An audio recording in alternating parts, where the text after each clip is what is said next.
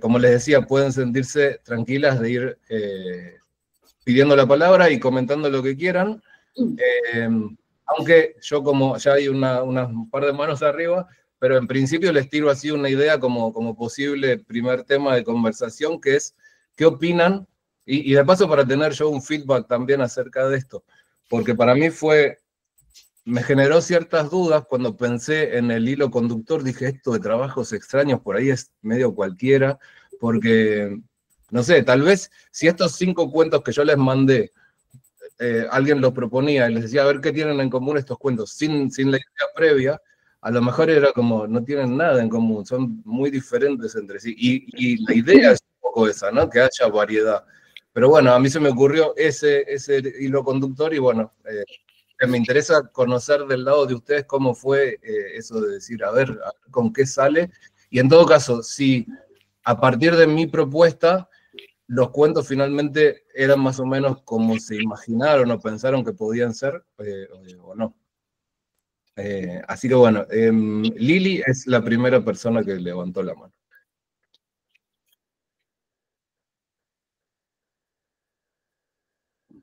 Mientras le voy dando la bienvenida al resto de personas que se han ido incorporando. Bienvenidas.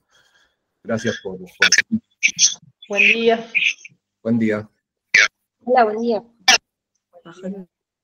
Lili, estás muteada. No sé si puedes activar tu micrófono.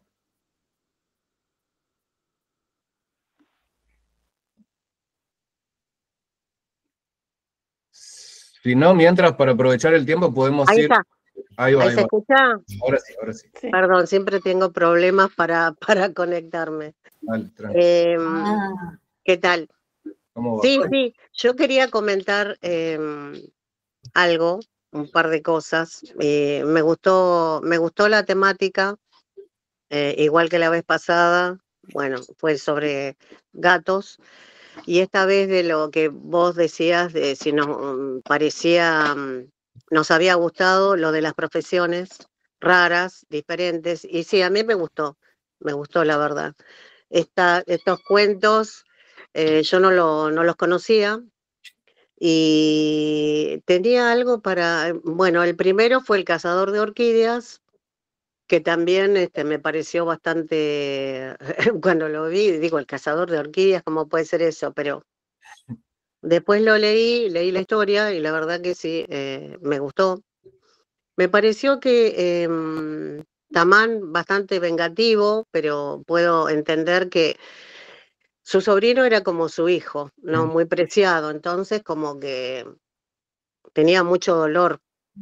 Me pareció un poco vengativo en el sentido de que él sabía que a lo que les ponía a Guillermo, a Emilio, perdón, a Emilio. Sí, y bueno, a lo que le pasó a Emilio y todo eso me pareció bastante vengativo, pero Emilio también no tuvo ninguna piedad y no le importó la vida del chico, ni tampoco del nativo que los había acompañado, no le importó nada, estaba ciego nada más por el dinero, y en cierta forma uno puede decir que tuvo su castigo, ¿no es cierto?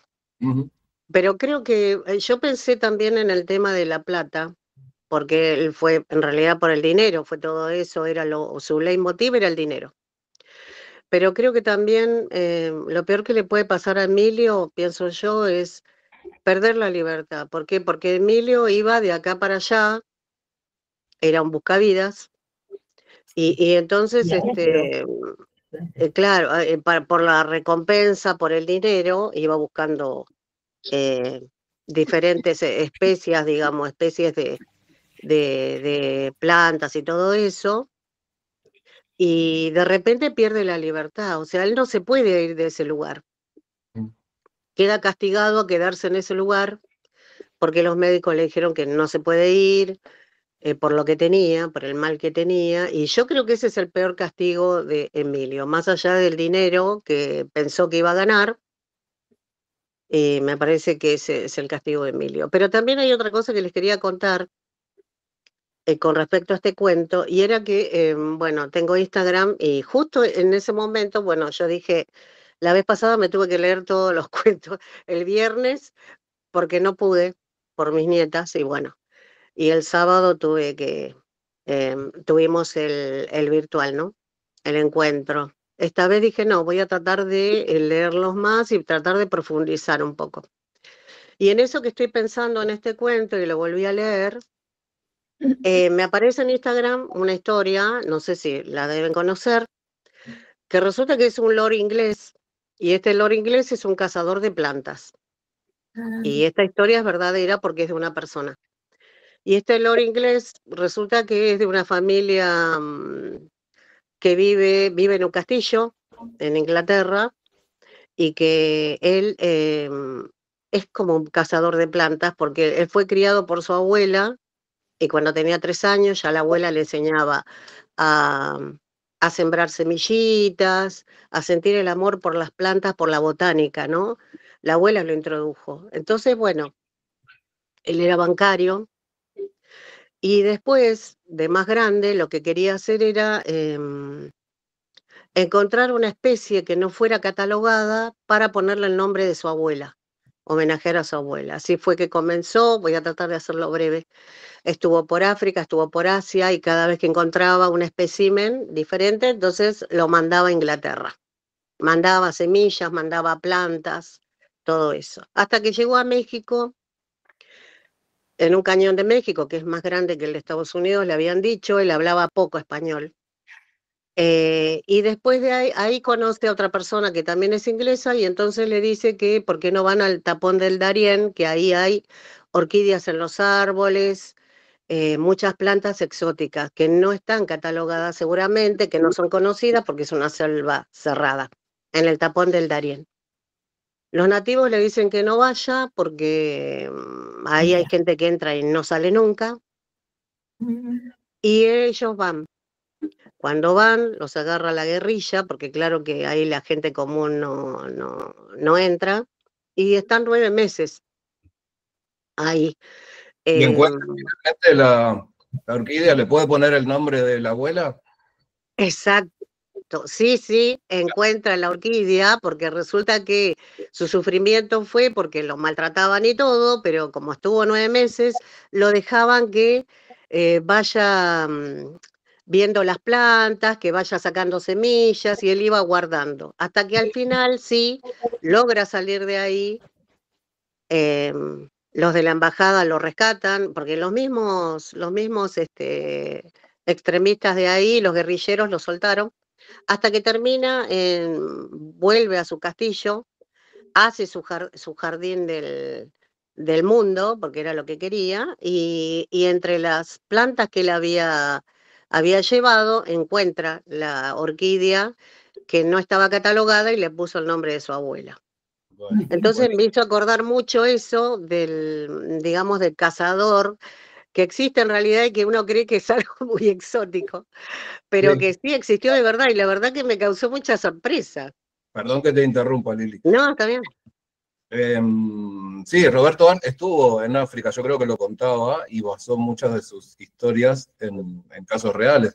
Seguro, él trabajaba como periodista además y la gira que hizo por África fue enviado por el diario El Mundo para el que trabajaba con la intención de que escribiera crónicas reales, digamos, ¿no? Entonces él, además de todas las crónicas y los aguafuertes y los textos que mandó, evidentemente se puso en contacto con un montón de otras historias que en lugar de llevarlo a escribir crónicas o relatos periodísticos, lo llevaron a escribir una serie de cuentos que son los que forman parte del Criador de Gorilas, que es este libro que es fabuloso.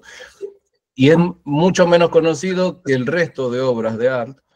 Y bueno, un poco mi intención también con el Club de Lectura es tratar de buscar textos, cuando les propongo lecturas de autores muy conocidos, tratar de buscar textos que no sean tan conocidos, que formen parte del sector menos frecuentado de su obra, y es un poco el objetivo por ahí.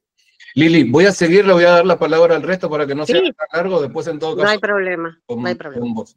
Nat, estás con la mano levantada. Gracias, Lili, por la intervención. Ay, lo quiero mutear, no lo puedo mutear. No sé qué voy a hacer. Nat, ¿estás? Sí, No, se desconectó. Andrea, vamos Ahí. con vos, así aprovechamos el tiempo. A ver, Nat, ¿estás? No sé, ¿se escucha? Sí, te habíamos Bueno, perdido por un momento, perdón. sí, anda medio mal mi conexión. No, bueno, que tengo abstinencia porque en el último encuentro no estuve, estaba de viaje, así que bueno, me encanta que haya más gente, así que buenísimo. Y bueno, y tengo como una conexión con el encuentro pasado, porque bueno, era de gatos, y cuando leí acá el de Liliana Colanzi, que me encantó, lo iba leyendo y digo, ¿esto qué me hace acordar? Al principio pensé que me hacía acordar a Boquitas Pintadas, porque por los distintos tipos de texto, de géneros y todo eso, pero después me di cuenta que no, que me hacía acordar a esta novela de Murakami, Kafka en la orilla, que también tiene un gato, por eso tiene un gato en la tapa, así que conecta las dos, porque tiene también una persona que tiene un trabajo extraño, que es encontrar gatos que se pierden, es un trabajo raro, y bueno, y también es como, así como el cuento de Liliana, que tiene como distintas perspectivas, ¿no? A partir de distintos personajes, y bueno, esto también es como un episodio que también está contado, por ejemplo, dice... Informe del Departamento de Inteligencia del Ejército de Tierra de los Estados Unidos de América, 12 de mayo de 1946, ¿no? Como que está contado como un informe científico de lo que pasa, y ese episodio es el que hace que se conecten todas las demás historias y los demás personajes. Entonces me di cuenta que era eso lo que me hacía acordar. Y bueno, fue el que más me gustó. No la conocía la autora, tampoco conocía a Lucía Berlín, que de hecho había visto en las librerías el libro de ella de las, ¿cómo se llama? Manual para mujeres de la limpieza. Claro, y yo creía que era una autora contemporánea, no tenía ni idea que era una autora, digamos, recuperada, que ahora de repente hay un boom con ella. Yo pensé que era una autora contemporánea, así que buenísimo que pude conocer estas dos autoras. Bueno, a Roberto Arlt, en mi adolescencia me leí todo Roberto Arlt, muy fanática, así que bueno, la verdad que de este cuento no me acordaba, así que buenísimo, volví a desempolvar ahí, que tengo los cuentos completos de Arlt y me encantó. Y bueno, de Jack London, nada, había leído de chica Colmillo Blanco y The Call of the Wild, de llamado de castellano. Pero bueno, esta así, como decís vos, como que es más conocido por ahí por el tema de infantil o juvenil, pero realmente a mí me habían encantado lo que había leído de él, y bueno, así que buenísimo conocer este cuento. Así que bueno, eso. Bueno, y Nick Hornby, justo estaba leyendo cuando mandaste que ibas a poner uno de Hornby, acabo de terminar About a Boy, castellano es un chico estupendo, creo. Sí, un gran chico. Sí, y nada, y me encantó, la verdad que tampoco había leído la recopilación de cuentos que él había hecho para, que había un solo cuento de él y había cuentos de otros autores, pero no había leído así mucho de él, y bueno, ese About a Boy fue para mí impresionante porque el protagonista es un adolescente en el 92, que tal cual entonces relata todo lo de cuando yo era adolescente. Así que bueno, buenísimo. Dejo así hablado. Bueno, dale. Pero genera, creo que, sobre todo para quienes fuimos adolescentes a principios de los 90, y a quienes no también, pero creo que Hornby es un autor que genera mucha conexión enseguida, y tiene mucho humor, y trabaja con mucha actualidad, no sé, es un tipo que me sale decir transparente, ¿no? No sé si es la palabra más apropiada. Sí, y lo que dice, en el material que nos mandaste, que realmente es en Inglaterra, pero podría haber sido tranquilamente acá el cuento. Sí. Sí. Sí, eso me parecía súper apropiado ese texto, por eso lo mandé, que les aclaraba que era un poco largo, pero lo quería incluir todo. Después, no leí Kafka en la orilla, pero funciona. Tienes que leer, de eslabón. Yo leí muchos de Murakami, pero es el que más me gustó hasta ahora. Pero digo que funciona como una especie de eslabón perdido entre el tema pasado y ¿no? Sí, tal cual. Por lo que decía. Creo que Kafka, de hecho, es un gato, ¿puede ser? Sí. El Kafka del título. Así que bueno, gracias por contarnos. Ahora en todo caso seguimos y van a ir surgiendo más cosas como para ir y volver, pero bueno, gracias. Ahora sí, Andrea, estás vos. Hola, buenos días, gracias. Buen día. Yo tampoco leí Kafka en la orilla, pero me parece que me lo voy a comprar y lo voy a ubicar en una de las 4 pilas de libros sin leer que tengo en el cuarto.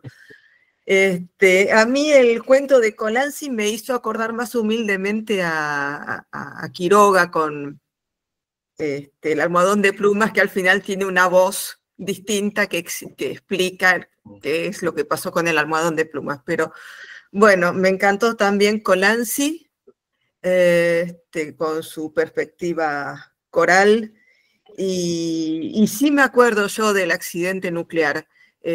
Pues yo no tuve la adolescencia en los 90, sino en los 80, y eso era algo que se trataba en los noticieros, pero no olvidemos que estamos hablando de un país en dictadura, Brasil, más que Argentina, que ya estaba en vías de democracia y tenía otras cosas de ocuparse. Me encantó Hornby, me encantó, me divirtió muchísimo. La verdad es que me había quedado colgado el cuento y lo leí anoche en un colectivo y me iba riendo sola. Y no sabía, después cuando leí el comentario, que hay dos películas que a mí me gustan muchísimo, que son Fuera de Juego, Fever Pitch, que está basado en un cuento de él, y An Education. Y no sabía que tenían que ver con él, y son justamente dos películas que me gustan muchísimo, así que bueno, creo, no sé si transparente, es cercano, Hornby. Sí. Bueno, Art no se toca, Art es sagrado, no es lo mejor que leí de él, pero sí es muy Art el artículo. Me encantó la historia que contó Lili del Lord inglés con las plantas, está en inglés. Vas a acordar a Lord Carnarvon, el que tenía todos los tesoros de Tutankamón, donde se filmó en su casa, que es donde se filmó Downton Abbey. Y bueno, y con Jack London tengo el problema de que después de que leí Martin Eden no lo soporto. Porque antes de eso, antes de Martin Eden, yo había leído El llamado de lo salvaje o El llamado de la selva, había leído toda una colección de cuentos bueno, una que armó Eterna Cadencia, que está muy buena, y algo más había leído, pero después de leer Martin Eden ya, ya. Me estoy olvidando de algún cuento, pero bueno, ya hablé mucho, así que cedo la palabra. Muchas gracias. Bueno, no, gracias a vos. Con respecto a algunas cosas sobre lo que decías, lo de Art no se toca. No, toquémoslo, ojo, a ver, que se entienda lo que quiero decir. Hay un riesgo con sacralizar a los autores, y se suele decir esto de que cuando un autor se sacraliza y se pone como en un pedestal, se deja de leer, ¿no? Es como, uy, bueno, no, El Quijote, no sé, esos grandes clásicos de los que todo el mundo habla, o mucha gente habla, y muy poca gente leyó. Así que bueno, nada, un comentario no es en contra de lo que vos dijiste, sino como un aporte, como un agregado de... A mí me gusta pensar que a esos autores mejor que no se toca, es decir, toquémoslo, leámoslo, discutámoslo, charlémoslo, y ver. De hecho, alguien me preguntaba, porque yo en mis comentarios decía, hacía alusión a esta referencia de que en su tiempo se decía que Art escribía mal. Y bueno, entonces alguien me preguntaba, ¿pero por qué se decía esto? Bueno, es como bastante complejo, digamos, no muy complejo, pero llevaría un tiempo ponerse a explicar, pero esencialmente tenía que ver con eso que decía Piglia, que yo también les contaba, sobre lo de que escribía en contra de lo que se consideraba en aquel momento escribir bien. Y fue tan adelantado a su tiempo que hoy por hoy todos escribimos mucho más parecido a Art que al resto de la gente que escribía en esa época. Basta con compararlo con, por ejemplo, Lugones. Creo que tenía errores de estilo Art también. Problemas, cosas, sintaxis rara, palabras tomadas de otras lenguas o de otros idiomas, de otros léxicos. Había mucho de eso. Pero bueno, la comparación con Lugones a mí me parece muy, muy gráfica. Hoy por hoy nadie lee a Lugones prácticamente. Y se celebra el Día del Escritor el 13 de junio, que es el día del nacimiento de Lugones, y es como, bueno, eso. Así que bueno, y después me interesaría ahondar sobre Martín Eden, porque a mí me gustó esa novela, pero bueno, vamos a seguir y después en todo caso volvemos.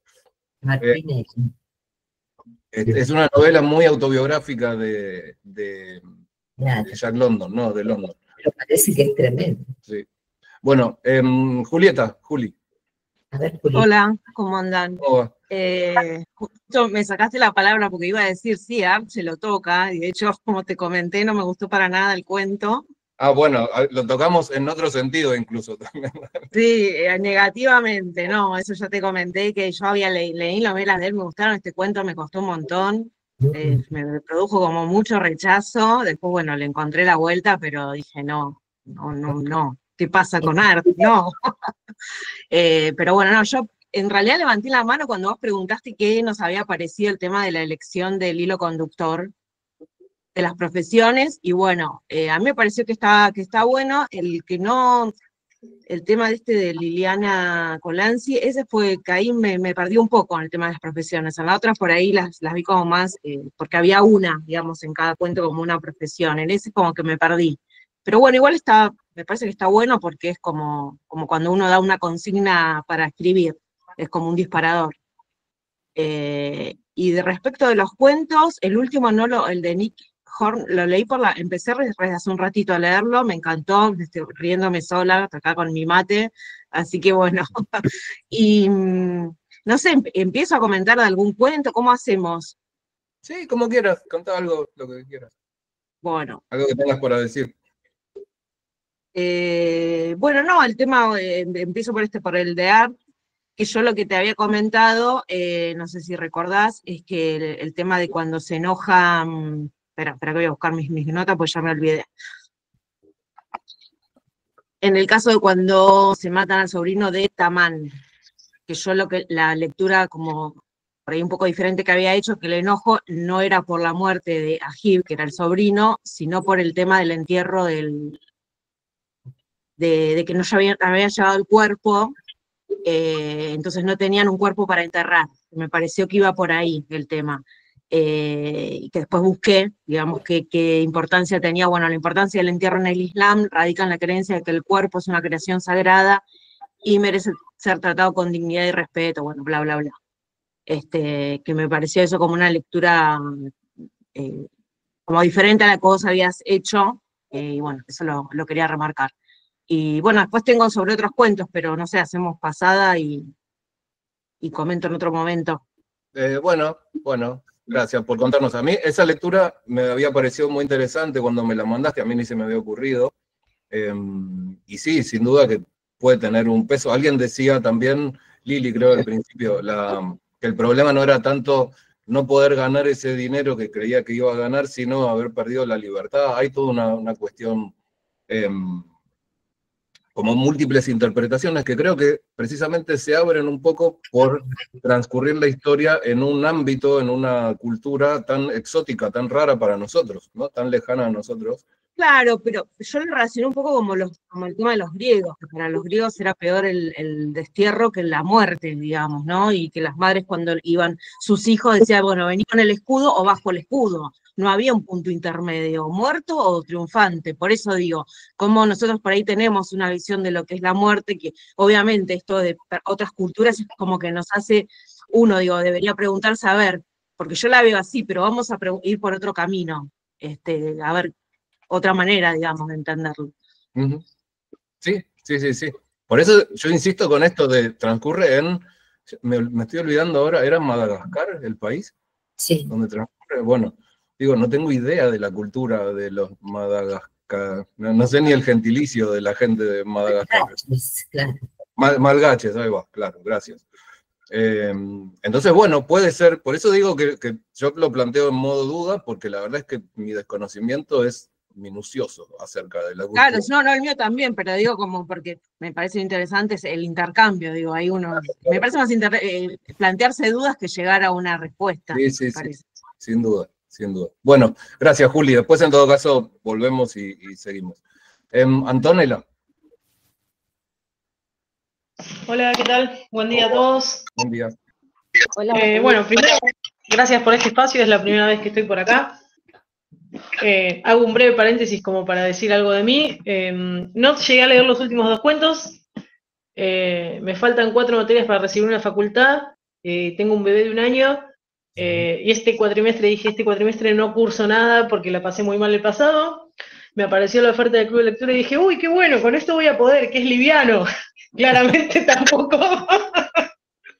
O sea, bueno, además trabajo, tengo una hija más grande, bueno, y otras cosas de la vida. Así que bueno, llegué hasta donde pude, ahí. Retomando la... 3 de 5, más de la mitad. Bueno, retomando el primer disparador que hiciste, que fue el hilo conductor entre los cuentos, me parece muy interesante por ahí replantearse el concepto de extraño, ¿no? Porque por ahí puede haber trabajos o actividades, profesiones que sean más exóticas para todos en general, y a veces en realidad no hay trabajos que son exóticos, pero sí son extraños para uno, porque no es uno el que hace ese trabajo y es un desconocimiento total. Entonces puede llegar a ser muy interesante meterse en mundos nuevos que son nuevos para uno. Eso más que nada desde ese lugar, y bueno, y por ahí, si bien no los terminé de leer, también un poco repensarse cuál sería el concepto de trabajo, ¿no? Porque por ahí, qué sé yo, en el caso del caso de Orquídeas me parecía era más un cazafortunas que un botánico. De hecho, yo estaba muy ansiosa en el cuento de esperar la especificidad con que él iba a sacar la orquídea, y no, el tipo me sorprende que ni siquiera la saca él, lo manda al peón y al sobrino de Tamán, y bueno, eso me sorprende un poco. La víbora, mirá que ¿Cómo? Estaba la víbora abajo. Claro, sí, estaba la víbora, pero más allá de eso pensé que iba a tener un montón de cosas, entonces dije, bueno, este es más un cazafortunas que una persona botánica especializada, que... bueno, un poco por ese lado, ¿no? Preguntarse, ¿es una actividad eventual que uno hace? ¿Es de lo que uno trabaja? ¿Es una profesión? Después, bueno, no sé, respondo eso y después si van saliendo cuento a cuento iré acotando algo por ahí. Dale. Buenísimo, gracias. Gracias. Lo de trabajos extraños, yo... En este caso, más que nunca, alguien decía antes que lo de los gatos era insuperable, es que los gatos son los reyes de Internet, así como uno suele decir yo soy el humano del gato, bueno, Internet es de ellos, nosotros somos acá unos huéspedes alojados en el espacio de los gatos. En este caso concreto, a mí me interesaba cada vez que hablaba de trabajos extraños, de enfatizar que era trabajos extraños, pero también ocupaciones raras, emprendimientos bizarros, era como una cosa más amplia, ¿no? Por eso yo trataba, dentro de lo posible, de mencionarlo. Ocupaciones raras fue el primer nombre que se me ocurrió para ponerle, que el principal no fuera trabajos extraños, sino ocupaciones raras, que por cierto es el título de una de las partes del libro Historias de Cronopios y de Famas, de Cortázar, la parte en la que está incluida la conducta en los velorios. De hecho, conducta en los velorios fue uno de los títulos que barajé como posibilidad de mandar, que al final terminó quedando fuera. Pero bueno, sí, era un poco eso, ¿no? Era trabajos, pero ocupaciones, prácticas. De hecho, se mezclaban trabajos concretos, remunerados, con aventuras, emprendimientos, con actividades, y así que sí. Pero más allá de eso, sí que coincido que está buenísimo siempre, no solo en este sentido, plantearse lo de extraño, qué es extraño y qué no, a qué cosas llamamos extrañas y demás. Así que... De hecho, el extrañamiento como recurso literario suele pensarse, ¿no? Como mirar con otros ojos eso, la realidad cotidiana, y eso como uno de los orígenes de lo literario, de la literatura. Así que sí que me parece muy interesante. Bueno, Emma. Hola a todos, ¿cómo están? Hola, ¿cómo va? Bien. Bueno, la verdad que, como siempre, disfruté muchísimo. Y muy breve voy a hacer en cada uno. Lo de Arthur me pareció, lo disfruté muchísimo. Me pareció algo para disfrutarlo, para vivirlo. Me encantó la descripción de los lugares. Me parecía que estaba ahí, porque me gusta mucho lo que es algo exótico, que no es lo de todos los días. Y evidentemente ni la ocupación del protagonista, ni el lugar, ni el país, ni las costumbres es algo que nosotros lo vemos todos los días. Así que ahí yo estaba en mi salsa, ¿no? Me pareció excelente la ambientación, la descripción, me parecía que hasta como que sentía la humedad de la selva, no sé, todo, lo viví muy intensamente. Y bueno, el tema de la venganza, que bueno, que al protagonista le hicieron comer la flor, es algo propio de una cultura como la cultura islámica. Ellos son muy, digamos, tienen otra concepción de lo que es la vida, la familia, los hijos, y la familia es sagrada y no se toca. Y el que se mete con uno de ellos, se mete con todos. Entonces, hay que entenderlo, me parece, desde el punto de vista de la otra cultura. Desde el punto de vista nuestro, ¡ay, qué bárbaro! ¿Cómo puedo hacer eso? Pero hay que verlo desde el punto de vista de ellos. Bueno, pero me gustó, en general me gustó. Después, lo de la enfermera, me llegó porque la vi como una persona solitaria. No sé si eso o no, a mí me pareció, ¿no? Como que es una persona solitaria, que como que no tiene una vida propia, sino que su vida es la de cada uno de los pacientes, porque cuenta la parte de la vida que ella ve, es decir, cuando los pacientes se mueren, ¿no? Que habla de la muerte, hay muertes buenas, muertes malas, cuenta todo eso, la discusión que tiene con esa chica que va, que como la bardea, ¿no? Y ella, y bueno, es parte de lo que tiene que ser. También me gustó mucho, me puse muy en el lugar. Después lo de las chicas de lo que pasó en Brasil, yo también me acuerdo de ese hecho, no era adolescente en los 90, pero me acuerdo mucho, y además uno estando acá tan cerca de Brasil, dice, pucha, que no llegue la nube radioactiva para acá, bueno, tenía todos esos rollos, ¿no? Y también todos lo asociamos con Chernobyl. Claro, era un poco después. Claro, Chernobyl fue, ay, no me acuerdo en qué año, pero fue 86, abril del 86.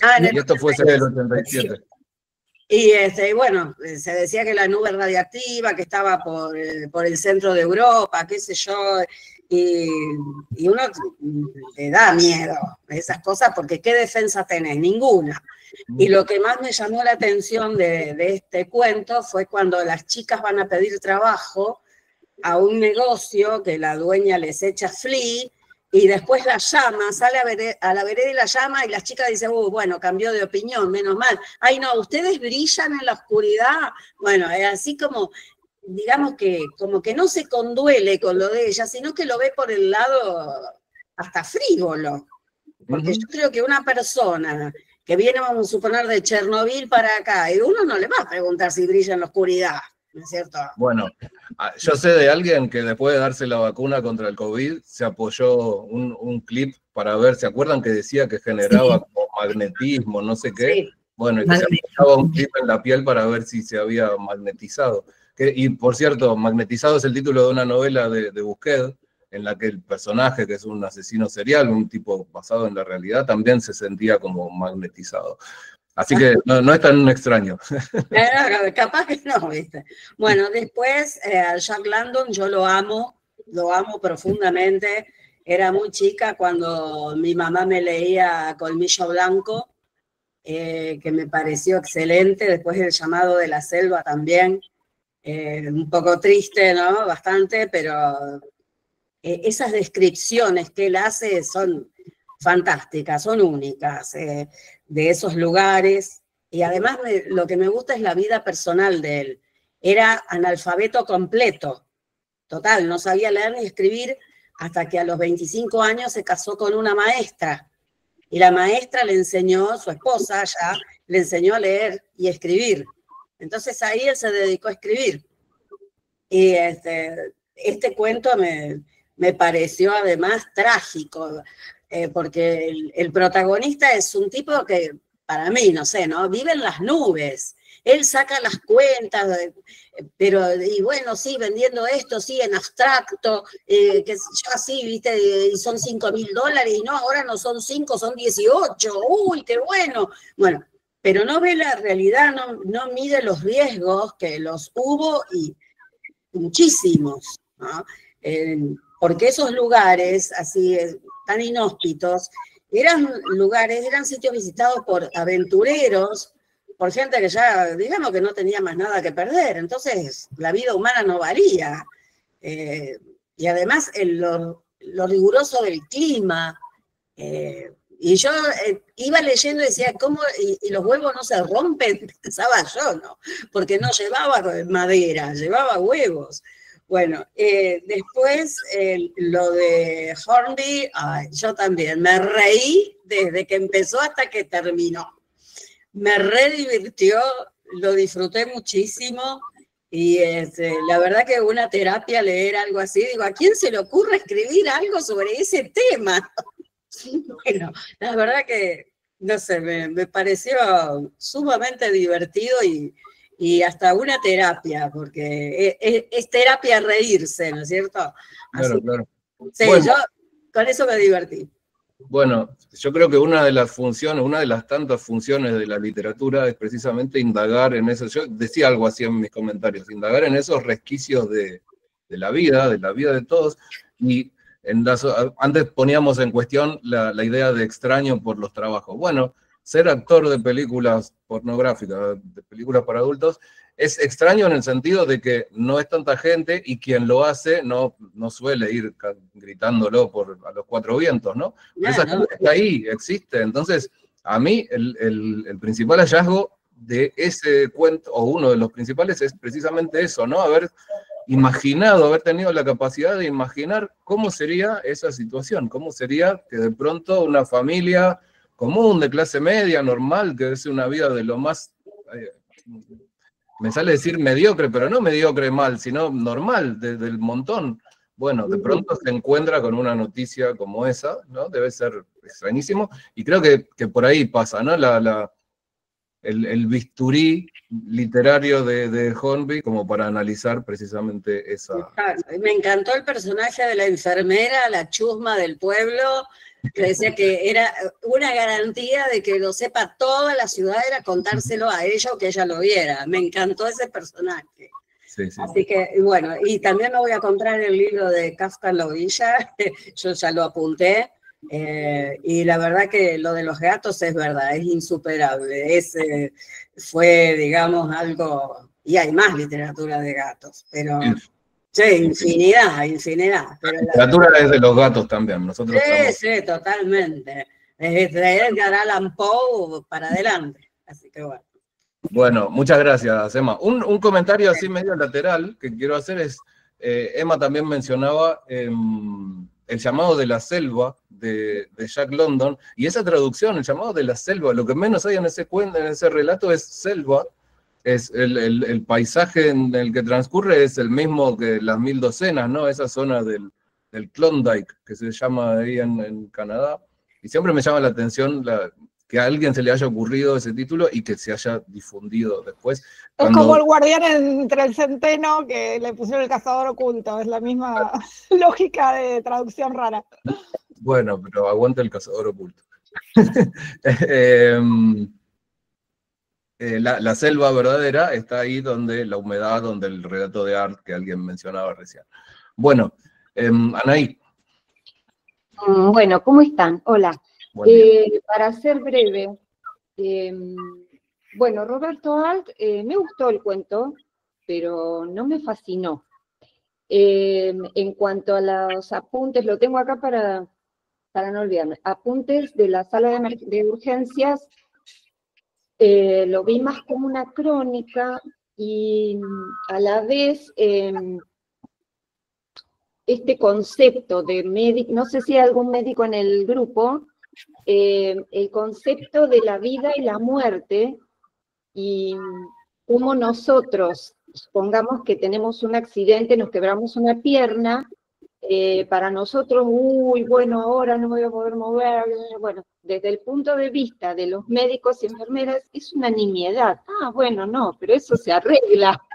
O sea, la vida está como prioridad, obviamente, ¿no? Lo otro pasa a ser como secundario. No sé si se entiende el concepto, ¿sí? ¿Lo entienden? A nosotros nos hacemos un mundo y claro, para ellos es no hay riesgo de vida, listo, pasa a segundo plano. Bueno, ustedes brillan en lo oscuro, me pasó algo con estos cuentos, no sé por qué me hacía referencias a una ciencia ficción, ¿no? Aunque lamentablemente fue cierto, pero me fui como a Ray Bradbury, no sé por qué.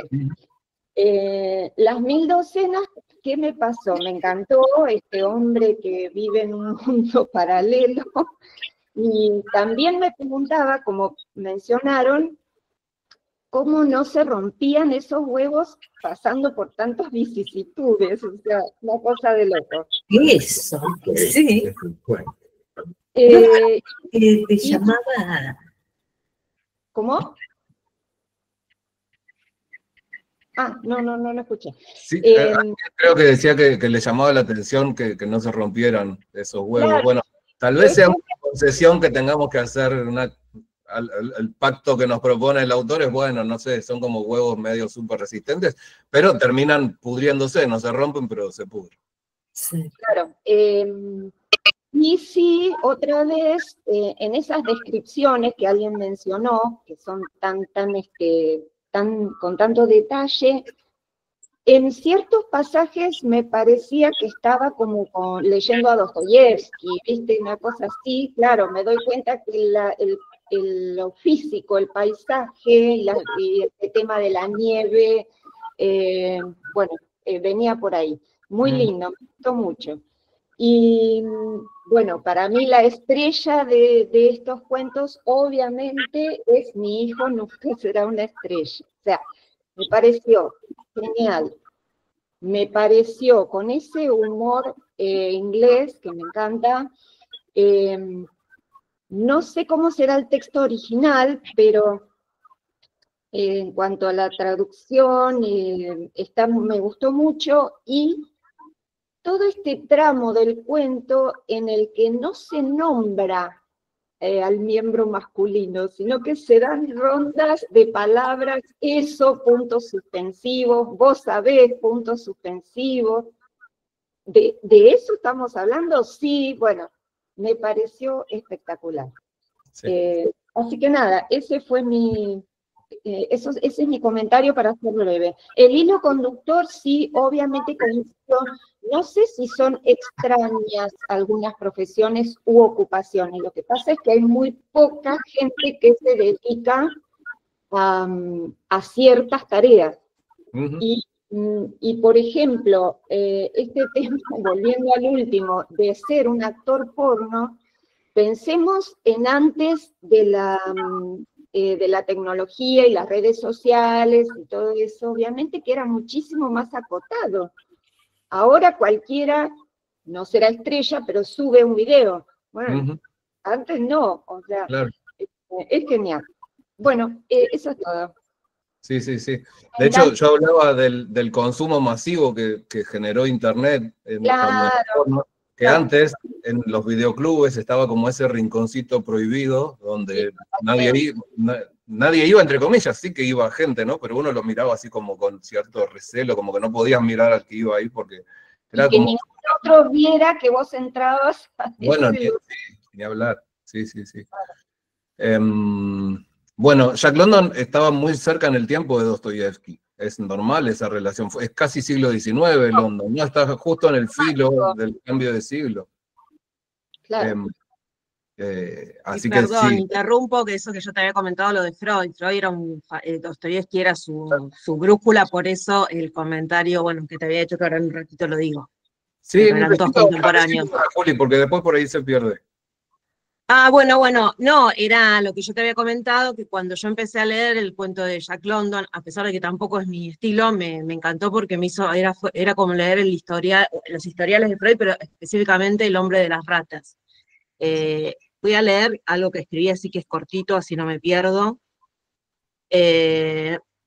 Bueno. Bueno, yo había marcado esto de los cálculos y planes desmedidos. Bueno, esto mezclo las dos cosas. Dicen, bueno, El hombre de las ratas es un caso paradigmático de la neurosis obsesiva. Es un historial que está escrito en 1909, el cuento de Jack London es de 1902. Y hay 3 características, rasgos típicos del neurótico obsesivo, que es pertinaz, que es constante, digamos, que no para, digamos, alguien que está ahorrativo. El tema del dinero es como una de las cosas más importantes, y pulcro, que están todos estos rasgos presentes en David, el protagonista. En el relato clínico, el paciente organiza cálculos y planes desmedidos para devolver una suma insignificante de dinero. Esto es en el historial del hombre de las ratas. Y todo esto me hizo acordar todo este inicio de estos cálculos de dinero y de cómo iba a ser. Es lo mismo. En el cuento, el protagonista queda atrapado en la misma lógica obsesiva, una idea fija que lo arrastra, acompañada de un estado afectivo que la sostiene. Más que la ambición, lo que lo mueve es la compulsión misma. No puede dejar de hacerlo, aún a riesgo de su vida. Como dice Freud, en toda obsesión, a una idea que se impone y un afecto ligado a ella. Y creo que es la clave que ilumina muy bien al personaje de David. Bueno, en resumen sería como lo obsesivo así maniático, que además lo lleva al personaje de London, a una subestimación de los obstáculos, ¿no? Me parece que ahí está Porque ahí se juega el tema, mi análisis, el tema de la pulsión de muerte, que está también presente en el obsesivo. Porque ahí ya se pierde, no es que no es consciente, no es que no es consciente, no importa, porque hay algo, por eso digo, con el obsesivo hay algo que no puede dejar saberlo, hacerlo aún sabiendo, como el que vuelve a ver si cerró la llave de gas, tiene que ver con, bueno, toda una cosa que obviamente en análisis se va desarticulando, que tiene que ver con, hay algo primordial que ha sido reprimido, y es como una defensa a eso. Se va alejando de eso primordial, que es lo que a la persona le afecta. Entonces empieza a ir haciendo rituales ceremoniales, entonces es como eso compulsivo, es como una defensa de eso primordial. Por eso es como que no sé, no importa, por eso uno piensa que pierde un dedo, que se le congelan. Por eso digo que va más allá de la ambición. Con la ambición en algún momento decir, bueno, pará, está en riesgo mi vida. No puede no hacerlo. Claro. Ese es mi análisis, obviamente. Sí. Y mi análisis del cuento también me llevaba a pensar, esto creo que no lo dije en los comentarios, que hay un punto de no retorno, al igual que en un montón de otras situaciones, ¿no? Entonces, a partir de cierto momento, para él dejaba de ser, en general no lo era, pero cuando empieza a perder un dedo y eso, hay un punto en el que ya no es una opción abandonar, ¿no? Es seguir, incluso hasta, aunque sea... Bueno, eso también en el neurótico obsesivo hay, digamos, algunos que dicen que es, por ejemplo, como estas personas que salen a correr, que es la parte física, ¿no? Que tienen una obsesión con eso y algo de mostrar al otro, es decir, puedo hacerlo. También hay algo de lo que vos decís. Bueno, gracias. En todo caso, ahora si quieren podemos continuar por ese lado. Yo quería agregar un par de cositas a lo anterior que comentaban. Una era que hablaban de que parecía el relato de Liliana Colanzi, tenía algo de ciencia ficción, algo que le recordaba a Bradbury. Sí. Y bueno, yo sí mencionaba lo de el tono de distopía que tenía, ¿no? Y distopía no es necesariamente ciencia ficción, pero es un género hermano, forma parte de lo que se llama ficción especulativa. Y hay mucho de distopía, y curiosamente está basado en hechos reales ocurridos hace casi 40 años, o sea, es una locura que lo pensemos así, pero es la realidad. Alguien hablaba también del miedo en aquel momento de una supuesta nube radiactiva, por suerte no estuvo ni de cerca, ¿no?, de esa posibilidad, porque eran unas cantidades ínfimas, pero sirve precisamente para ver el daño enorme que es capaz de hacer una cantidad ínfima de material radiactivo. O sea, técnicamente, literalmente estamos jugando con fuego, ¿no?, al trabajar con esas cosas, digo como humanidad. Así que, bueno. Y nada, algo más que voy a decir, pero lo digo después, les doy la palabra a ustedes. Eva.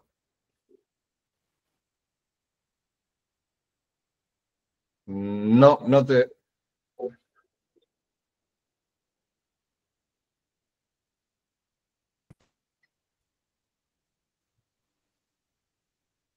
¿Viste que no hables así?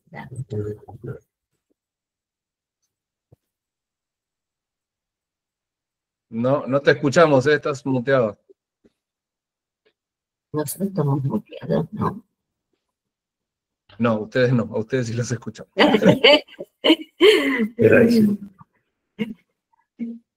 Bueno, Ya ahí está. va, ahí va, ahí va. Disculpen, no podía desmutearme. ¿Cómo andan? ¿Qué tal? Bien. Yo quería comentar el de Lucía, no sé si me escuchan bien. Te escuchamos bien, sí. De Berlín. Fue casi el único que pude leer y me gustó muchísimo. Me gustó mucho, para no olvidarme, me encanta que ella va contando la historia, pero a la vez de pronto se hace preguntas a ella misma, ¿no? Como, por ejemplo, dice, ¿por qué sigo haciendo bromas de mal gusto sobre la muerte? ¿No? Entonces es como que ella va mostrándose a ella también, ¿no? A la vez que nos cuenta, como que muestra que ella tiene un conocimiento muy acabado de lo que es la guardia, ¿no? Cómo funciona, primero nos hace ver cómo funciona. Entonces, y va como teniendo una evolución ella, ¿no? Primero se ríe de la muerte y después va cambiando, ¿no? Va cambiando su actitud, su postura ante la muerte. No es que, es como que la cambia porque ella va viendo la realidad de ese lugar, ¿no? Y entonces se va transformando al ver la realidad, al vivirla, digamos, ¿no? Y al mostrárnosla también, mientras nos la va contando. A mí me llevó un montón esta historia, no sé, o sea, las personas que por ahí tuvimos que pasar por el hospital, o bien por uno, o por un familiar, me pareció como que lo pinta así tal cual, ¿no? Y que ella es una persona como que uno quisiera encontrar en una sala de urgencias. A mí me encantaría que me atienda ella, digamos, ¿no? Como que muestra que tiene una mirada buena hacia las personas.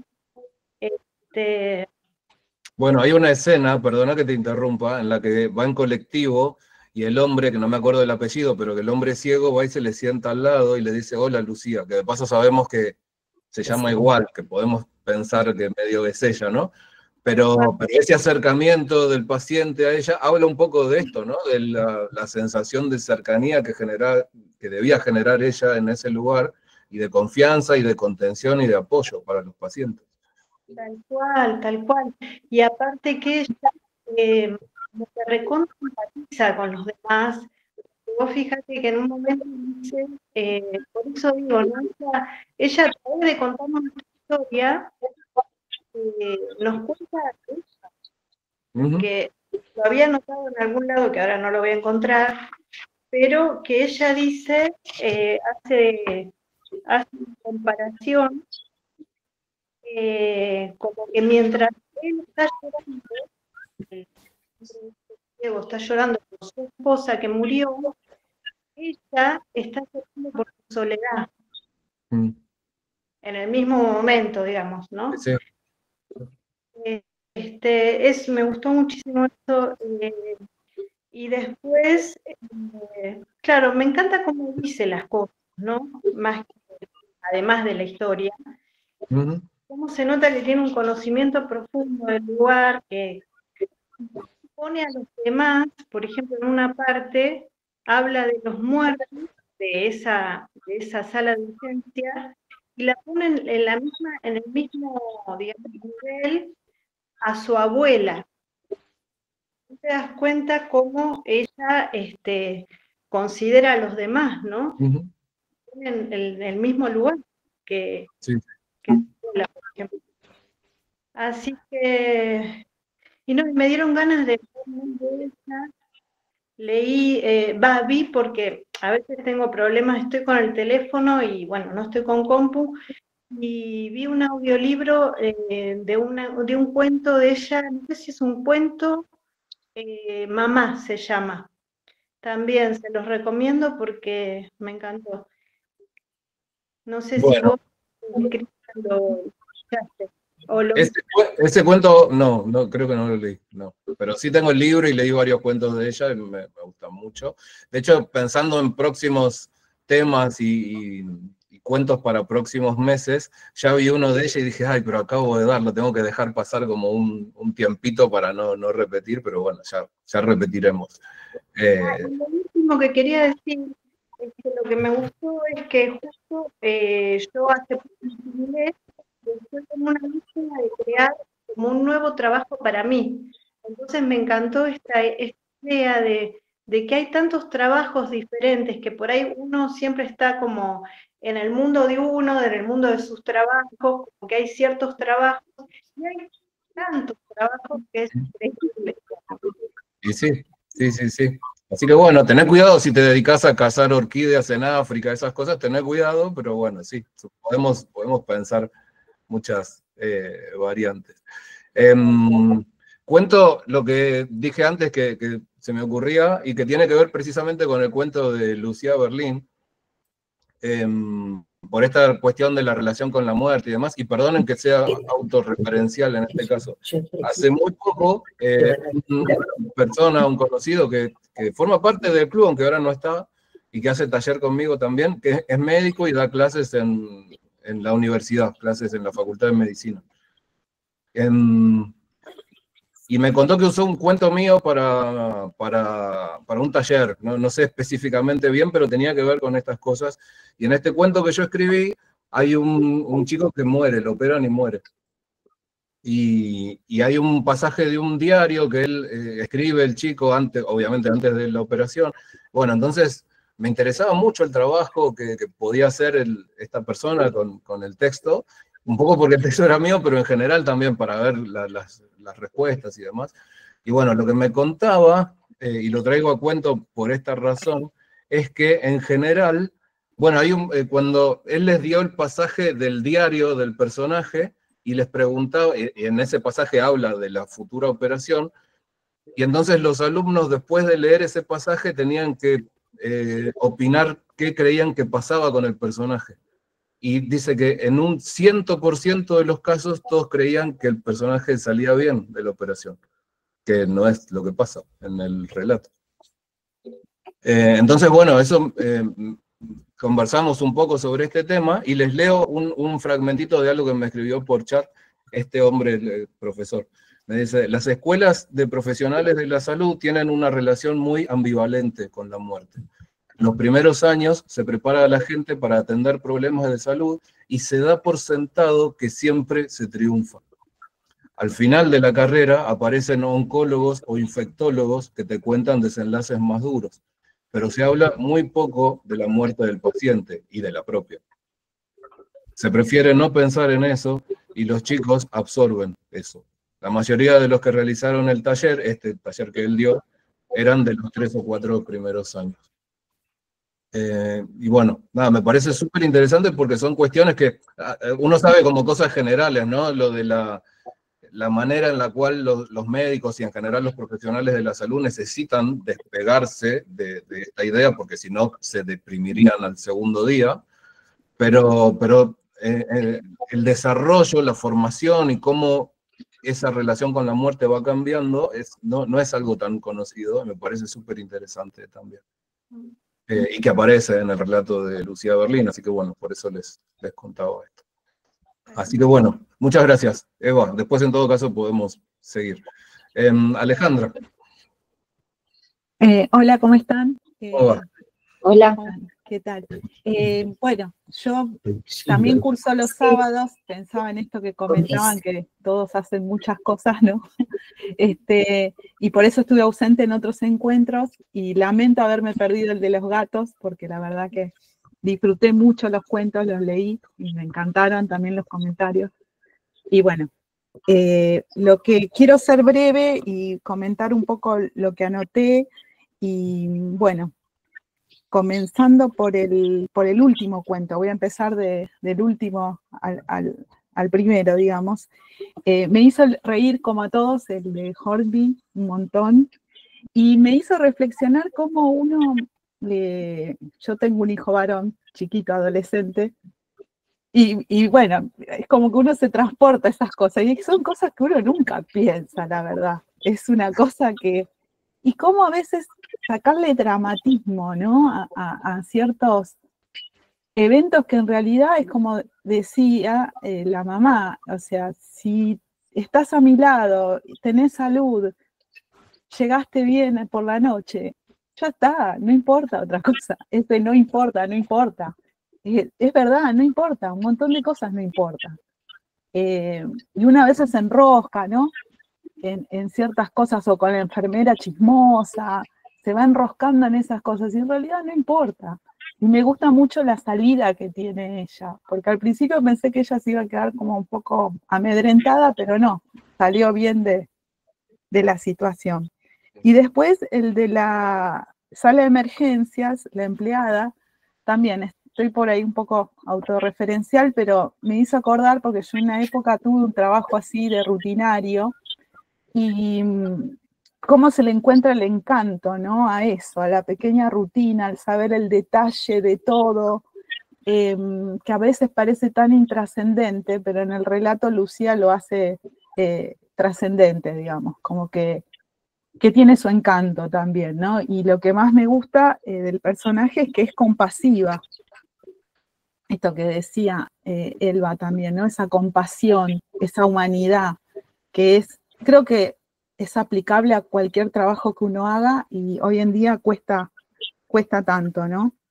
Y bueno, creo que el que más me gustó, también porque me sorprendió que yo lo tenía como un autor simplemente juvenil, por ahí de aventuras y eso, Jack London, me gustó mucho por el hecho de que hace ese foco en esa ambición, que por ahí también es como decía la compañera, puede tener otra connotación psicológica.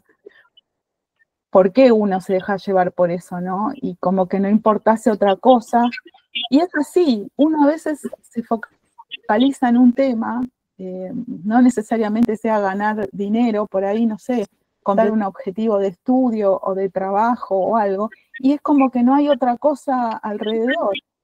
Y también me parece un poco esto de ser humanos, es como un hilo conector en las historias, ¿no? Es como que el personaje del cuento de David se olvidó de eso, de ser humano. Y como la esposa ya se daba cuenta de que esto iba a pasar, pero sentía que era inútil decirle que era una cosa re loca, digamos. También por ese tren de la época, ¿no? Que el hermano también había ido y había vuelto millonario, esa fiebre del oro, ¿no? Como eso está presente en todos los siglos, digamos, ¿no? Y bueno, lo de la sala de... el de Ustedes brillan en la oscuridad, me confundió un poco. La verdad que lo leí de noche antes de dormir y medio que me fui a dormir pensando que terminaba de una manera y después a la mañana, después de leer tus comentarios, lo tuve que leer de vuelta. Porque esa, o sea, es como que no hay como vos dijiste en los comentarios también, como que no hay una voz identificada, ¿no? Esto de que son muchas voces, uno tiene por ahí que ir y venir. Me hizo acordar a mi infancia, porque yo era chica, en el 86 tenía 11 años y me acordaba de Chernobyl, pero no me acordaba de este hecho, no sabía que había pasado, la verdad. Pero sí lo de Chernobyl, que estaba muy, muy presente en todos lados. Eso me acuerdo. Y con respecto a lo de Art, me pareció bastante, me hizo acordar un poco a lo que, no sé si era referido a este cuento, pero una compañera nombró a Quiroga, un poco la crueldad, ¿no? De los sucesos de otras culturas que nos parece a nosotros. Y lo que quería preguntarte, Cristian, es que vos en los comentarios pusiste que había una similitud con la situación política del país, ¿no? En ese cuento. Y no, quería saber a qué te referías. Ya sé que puede ser aplicado tranquilamente incluso a la actualidad, pero ¿a qué te referías específicamente? Ya no me acuerdo, ¿en el cuento de Art? Sí, algo pusiste como que en los comentarios como que también podría aplicarse a una crítica a la situación política del país, si no recuerdo mal. ¿En nuestro país? En nuestro país. Perdón, creo que no era un comentario tuyo, Cristian, sino algo que se decía sobre el libro de esos cuentos, que el nivel de violencia que reflejaba... sí, lo dice Piglia. Piglia. Sí, claro, sí. Acerca de la violencia que vendría después, si no me equivoco, hace una referencia. A la década trágica, digamos. La década infame, sí, los años 30. Infame.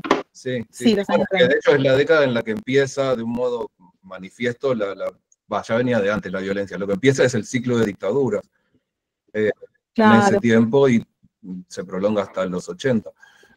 O sea que esa violencia del cuento sería trasladable a lo que se vivía, porque decía también que a veces él ponía otros protagonistas, otros países, otras cosas, pero en realidad por ahí estaba hablando de cosas más contemporáneas o cotidianas.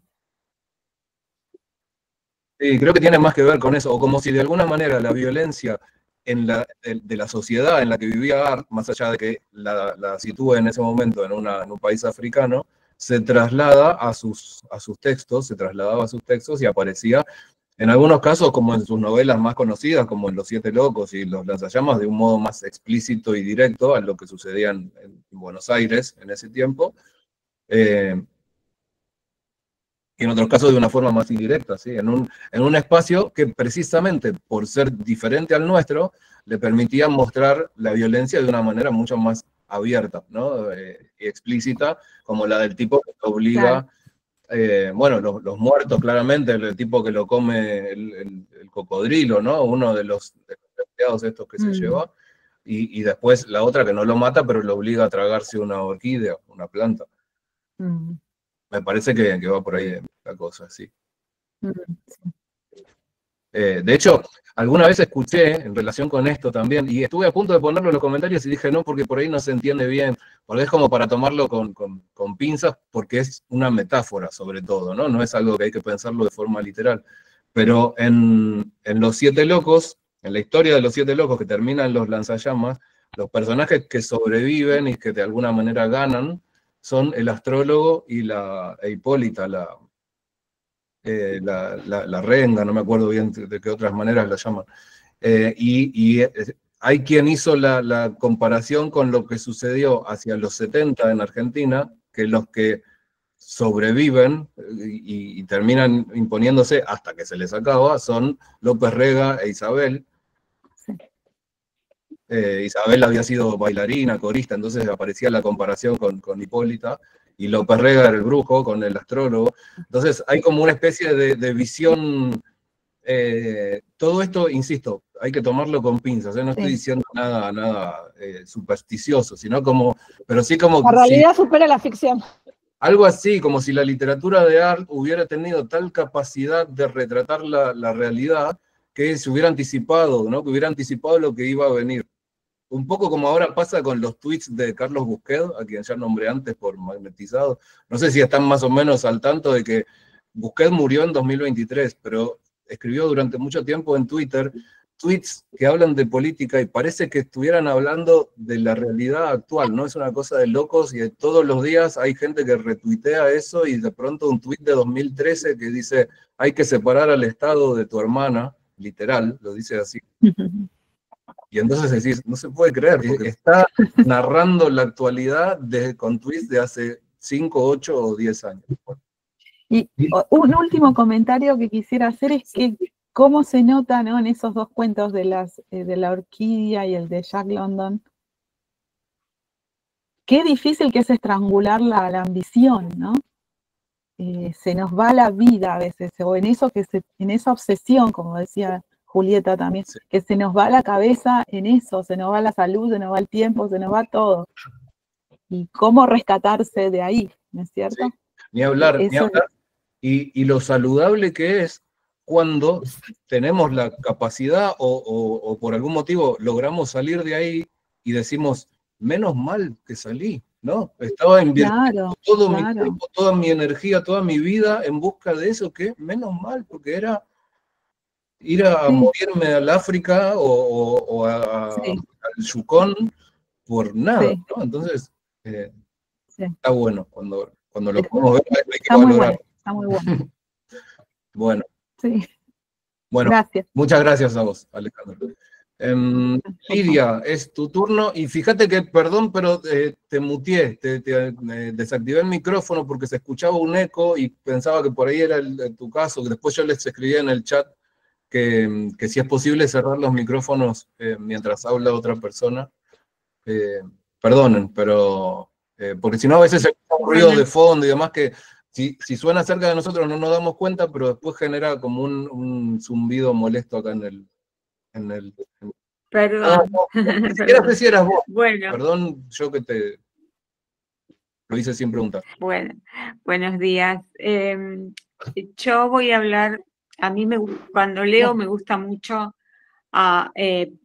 poner la atención en la forma en que está escrito, no tanto en el tema, porque los temas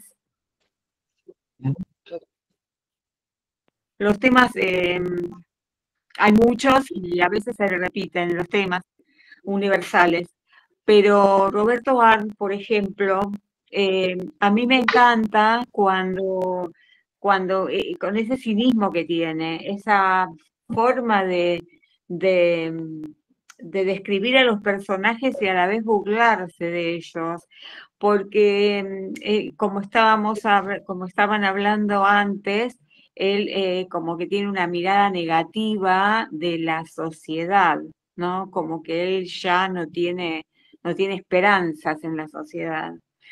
Entonces, por ejemplo, el ojo de Alá, le dice el tío al muchacho, y él le dice el tuerto todo el tiempo.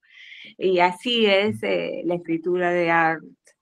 Y después, pese a que muere gente y es dramático todo, Arlt tiene en el fondo como un humor tenebroso, un humor muy, muy terrible, y a mí me parece maravilloso y me parece que tiene un don y que está muy por encima de muchos escritores, está allá en lo alto.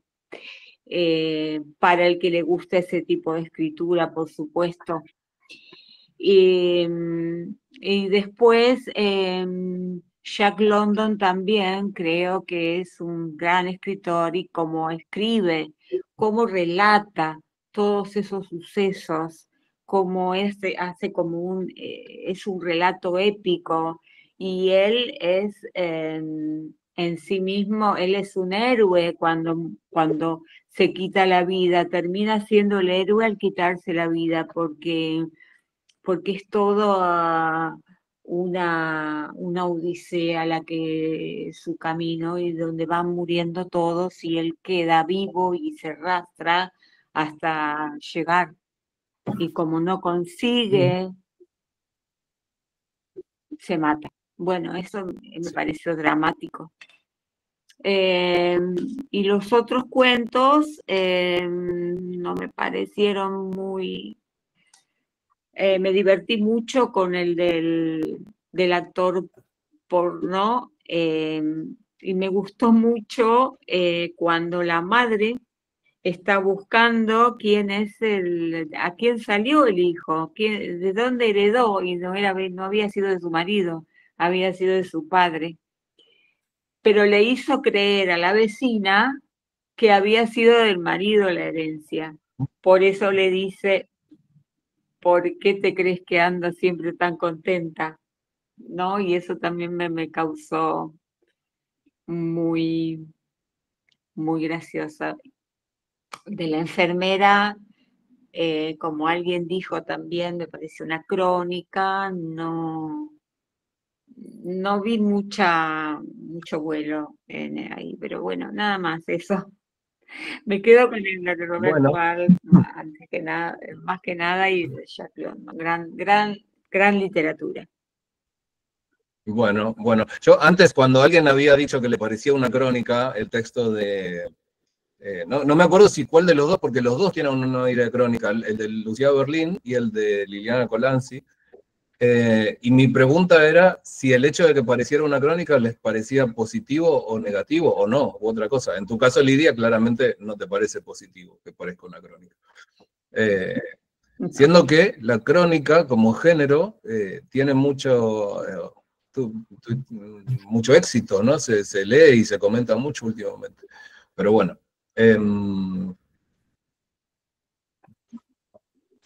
Julia, te doy la palabra a vos y les digo que me voy a levantar un momentito, pero voy a seguir escuchando, ya vuelvo, así que vos dale, Julia, que voy a estar atento. Bueno, dale, hola, ¿qué tal? Buen día.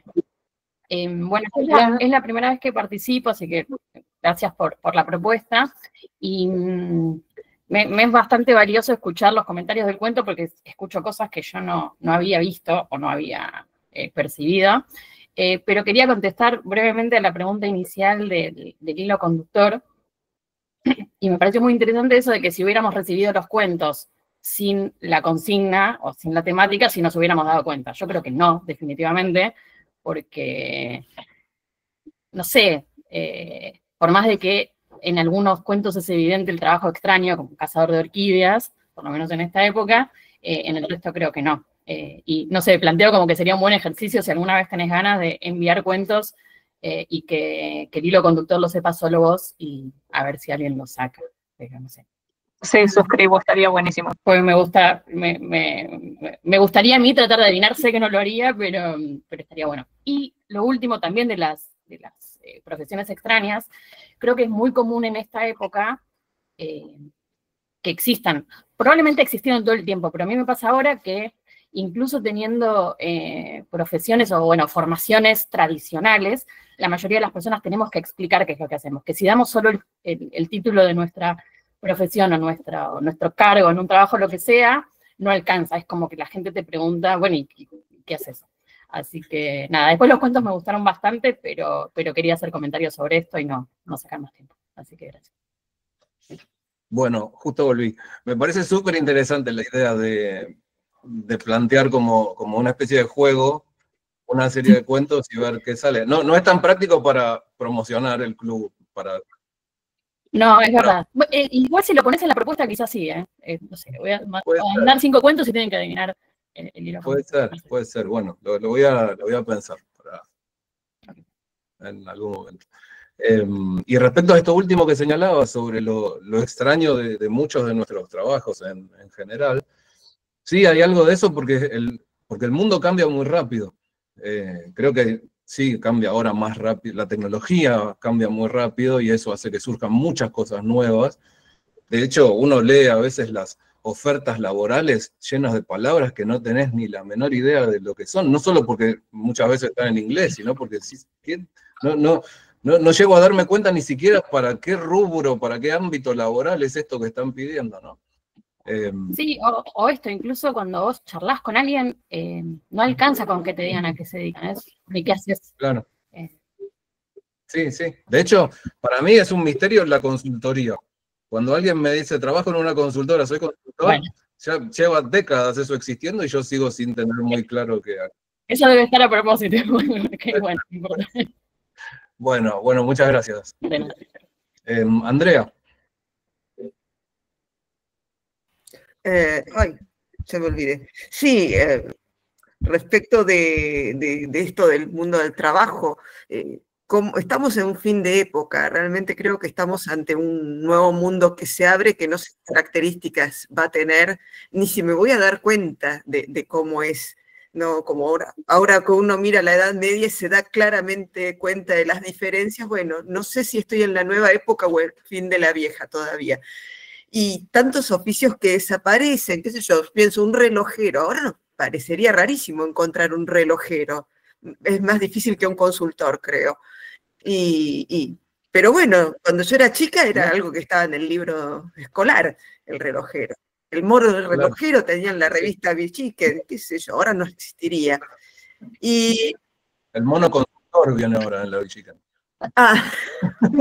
no estoy al tanto. No es broma, Y bueno, creo que, no sé si es revista Vichy, que en realidad. Julieta metió un poco el dedo en la llaga con esto de analizar desde de las, no sé si son neurosis o como se diga, al personaje de Mil Docenas, y me doy cuenta de que a lo mejor lo que me pasa es que mi novio es obsesivo compulsivo realmente, creo que ya me pone en guardia con este tipo de cosas, y no es culpa de Martin Eden, sino de mi novio. Bueno, ¿qué le voy a hacer? Pregunté hace un rato en qué idioma escribía Colanzi, porque, bueno, estaba pensando la cercanía. Uno cuando va leyendo, al final siempre, por lo menos yo voy rescatando los que escriben en mi idioma, y no estaba segura de Colanzi, porque nos habla del estado de Goiás, qué sé yo, no sé si por más que haya nacido en Santa Cruz de la Sierra, si en una de esas no escribían portugués, porque, bueno, me tocó alguna vez viajar con un montón de extranjeros latinoamericanos, y me di cuenta de que, a pesar de la diferencia de idioma, con los brasileños nos parecemos muchísimo. Por esto de la diversidad de paisajes, las urbes desarrolladas, no sé. Bueno, pero Hormy me rompió el molde. Así que bueno, me callo y que queda poco tiempo. Gracias. Bueno, dale, tranqui, gracias. No, Liliana Colanzi escribe en español, en castellano. Sí, sí, sí. Creo que alguien preguntaba también si estaba traducido a otros idiomas. Ese dato no lo tengo ahora, lo podemos buscar. Pero sé que vive en Estados Unidos, pero escribe en castellano, sí. Así que, bueno, gracias. Bea.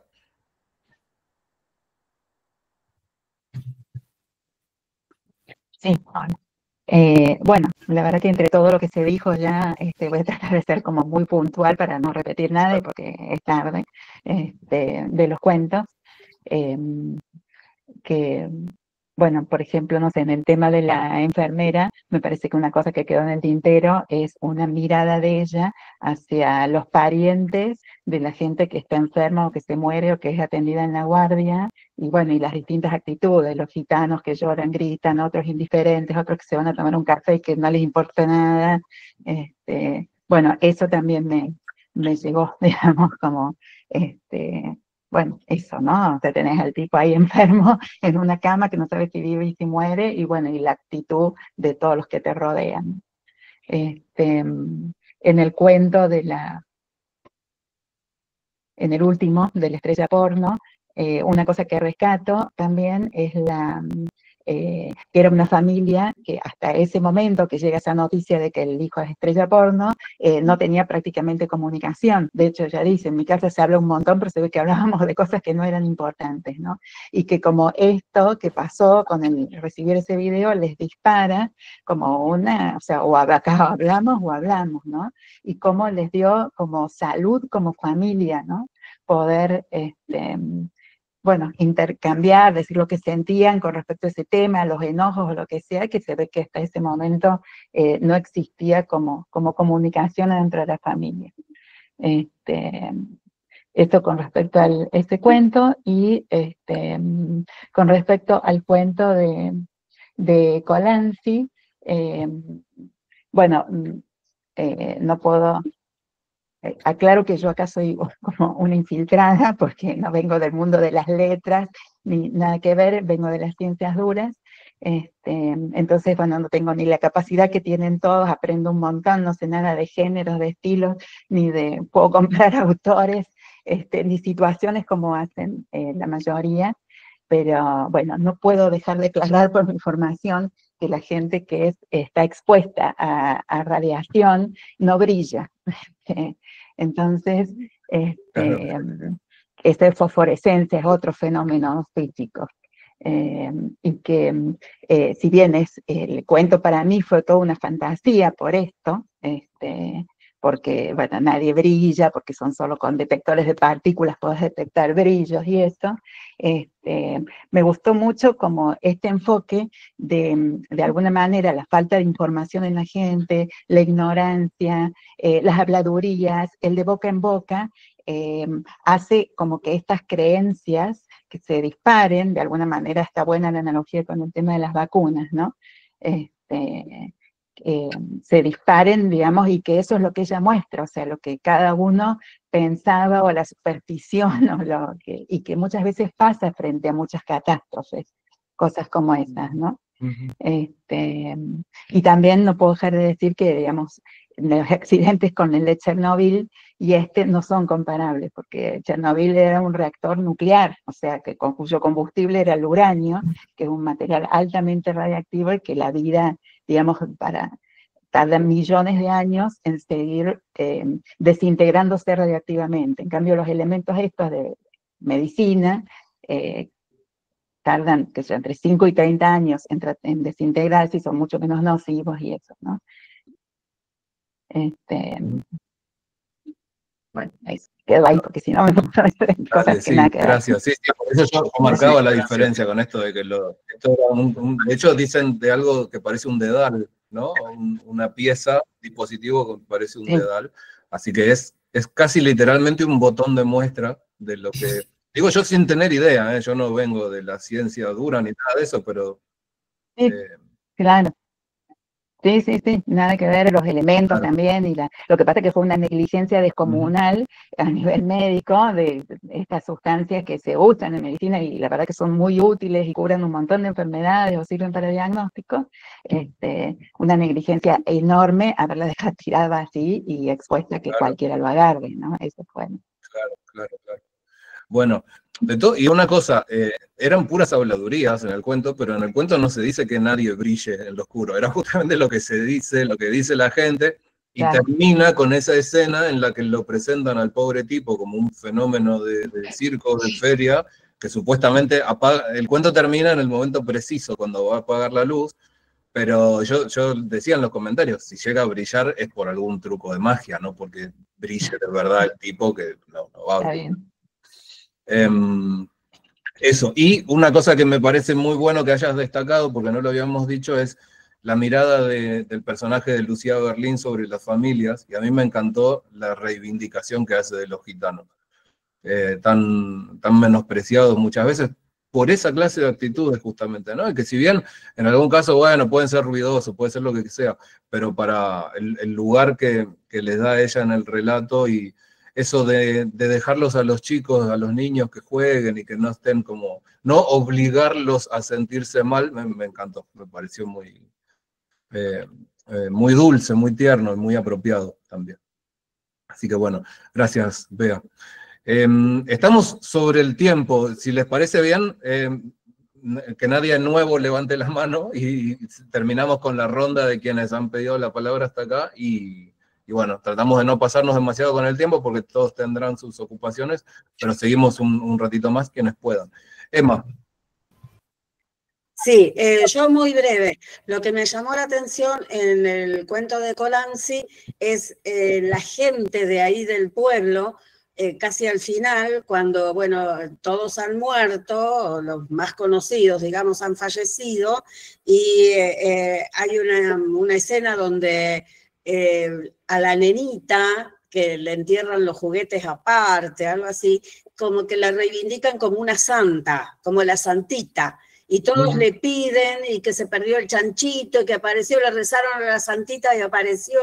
Me hizo acordar mucho a las supersticiones del norte argentino.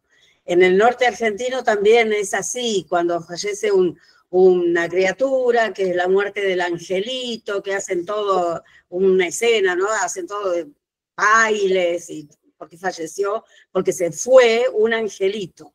Lo mismo me pareció acá, que todos la tienen a la chiquita como algo, como un símbolo, como un santo popular al que pedirle, al que rogarle, y bueno, los milagros se hacen, ¿no? Eso es muy propio digamos, de nuestros pueblos originarios también. Y, es decir, cómo ven la vida ellos de otra manera, ¿no? uno está muy con lo último, con estas cosas radioactivas y qué sé yo, y ellos están con lo espiritual, ¿no? Ese contraste me pareció muy, muy rico. Sí, también, es cierto. Muchas gracias por ese. Gracias. Bueno, Andrea. Hola, ¿cómo Hola. están? Bueno, yo soy de Corrientes, así que por lo que dijo Emma recién es así. Tenemos eso. Y bueno, a mí el hilo conductor, ¿no? Nunca hubiese sabido que eran los trabajos exóticos. Me llamó mucho la atención lo que era la ambición, por supuesto, y en el primer cuento, en la enfermera, la sensibilidad, la tristeza con la que marcaba su trabajo, que si bien es un trabajo rutinario, a veces puede llegar a ser rutinario, ella lo hacía muy sensible. En lo que es los huevos, que fue uno de los que más me atrapó, me movió mucho, cómo llegar hasta el final y que bueno, el desenlace no lo pudo superar. Y algunas de las cuestiones que estuvieron hablando, que creo que Cristian, vos lo habías dicho, es lo valiente de superarlo, justamente, de superar, porque creo que en la vida a muchos nos ha pasado y tuvimos que superarla y pasarla, y ahí está la valentía. Y bueno, también una de las chicas dijo la valentía de haberse matado, también podemos verlo desde ese punto de vista. Y la alegría en el último cuento, nunca me hubiese imaginado que ese título hubiese sido ese cuento, y hablar de la familia y cómo lo fue llevando de una manera tan común, si se podría decir, a un tema tan tabú hasta el día de hoy. Sigue siendo un tema tabú, y lo llevó de una manera que me pareció increíble que se lo pueda llevar de esa manera, incluso hoy, que con toda la tecnología y con todo lo que se habla, todavía sigue siendo tabú. Así que bueno, lo que yo me llevo de este encuentro y estos cuentos es que todo eso habita en nosotros. La ambición, la sensibilidad, la alegría, la tristeza, y creo que vamos sacando, según nuestras personalidades, un poco de cada cosa, o nos vamos encontrando en la vida también con personas de ese tipo. Así que, bueno, muy, muy feliz de compartir con ustedes este tiempo y este momento. Bueno, muchas gracias a vos, Andrea, participar, y me alegra mucho que hayas disfrutado. Así que, en general, creo, siempre digo lo mismo, la buena literatura, los buenos relatos son aquellos que conectan con la condición humana, sobre todo, y es por eso que esos textos que más nos gustan, con los que más conectamos, es porque sentimos que están hablando de cosas que están en todos, ¿no? Desde de todo tipo, de la valentía, pero también la cobardía, el cariño y el amor, pero también el odio y la rabia que a veces nos domina, ¿no? Y bueno, porque somos eso, somos contradictorios, estamos llenos de esas sensaciones y sentimientos. Respecto de una cosa que decías, lo de la valentía de dejarlo, si no entiendo mal, te referías a la valentía de dejar una obsesión, ¿no? De poder reconocer y dejarlo atrás. Y sí que muchas veces implica mucha valentía, pero a veces es medio un poco cuestión de suerte. A veces yo pensaba, de hecho, más en situaciones de suerte, o en las que naturalmente uno termina por cansancio, por no sé, por las cosas de la vida. Y no solamente valentía. A veces, ojalá fuera siempre puramente valentía, pero creo que muchas veces hay cuestiones muy azarosas también que influyen en eso. Y que por eso es que pasado el tiempo podemos decir, menos mal, pero no menos mal que fui valiente, sino menos mal que se me cruzó X por el camino y entonces me olvidé de Z. Digo, en cuanto a personas, en cuanto a trabajos, deseos, cualquier cosa vale para esto. porque somos capaces de obsesionarnos casi con cualquier cosa, así que sí. Bueno, muchas gracias, Andrea. Antonella. Bueno, breve sobre el cuento de Jack London. Me interesa como repensar el concepto de fragilidad. Los huevos que eran súper frágiles no se rompen. Con el frío que hacía llegan congelados y sin embargo se pudren, lo cual es curioso, pero sin embargo, ¿quién se termina rompiendo por fuera? El personaje. ¿Y quién estaba podrido por dentro? El personaje. O sea, si bien no creo que Jack London sea metafórico en su forma de escribir, es interesante como desde la lectura repensarlo así. Y en cuanto al cuento de Lucía Berlín, me parece que es muy personal, que te guste o que no te guste. A mí me pasa, como decía Eva, que me toca muy personalmente. Me sorprende lo atemporal que es, ¿no? En el sentido que para hacer un cuento que debe haber sido escrito a mediados del siglo XX, incluso está situado porque hace citas artísticas de música de la época, que de paso vayan a escucharla porque es excelente. Y bueno, y esta cuestión de que me pareció completamente actual. Lo que describe, a mí me pasó de vivenciar la sala de emergencias desde el lugar de paciente y desde el lugar de pérdida de familiar. Lo tuve que leer en varias etapas al cuento porque me largué a llorar muchas veces en el medio. Este año, en febrero, falleció mi abuela. Y no me sorprende demasiado cómo ella. Relata la realidad, sí, tipo crónica. Pero el que vivenció situaciones así, tal cual las describe, así muy sencillas, las muertes buenas, las muertes malas, pues dices, che, es tal cual lo que te está diciendo, y bueno, eso me sorprendió mucho, que cause ese efecto, ¿no? ¿Resuena o no resuena? O sea, es muy personal eso.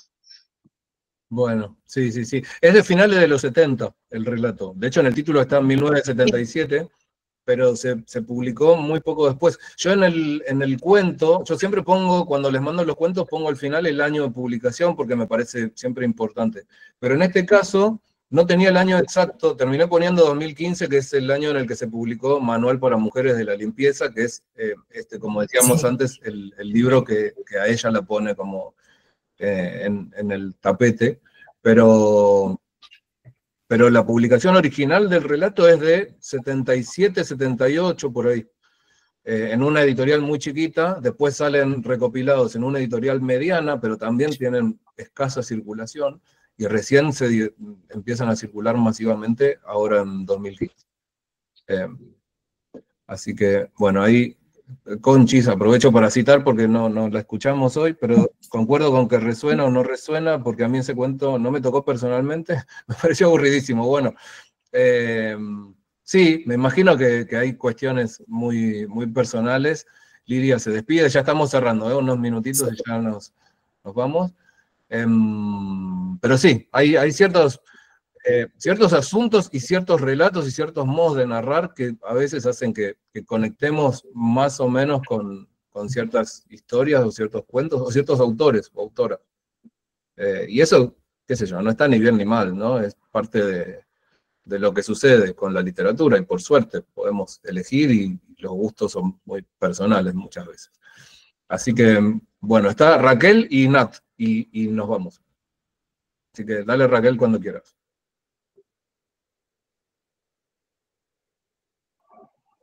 Hola, hola. Hola. ¿Qué tal? Perdón, lo dejé para el último, pero bueno, estaba haciendo de comer. El cazador de orquídeas ya lo había leído. He leído bastante sobre Roberto. Ustedes brillan en lo oscuro también lo supe leer. Particularmente me había impactado en su momento. Primero, el título me motivó para leerlo. Y después cuando describí la historia, o sea, cuando conocí la historia y que supe que era real, o sea, estaba basado en una historia real, me llevó a investigar sobre eso y me impactó.